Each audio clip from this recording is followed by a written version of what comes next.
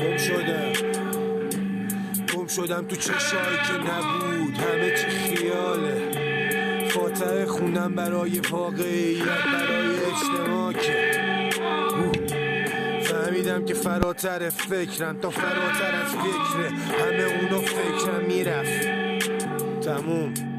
به من دستم نزن چون اصلا خوشم نمیاد از آدم ها، هی میشم تنها همش. جون یه انتخابه، ناله کن این ستاره پیدا میکنه راه تو که باشه می نویسه شاعر. قلم به دست مغزم اینم فل بداه.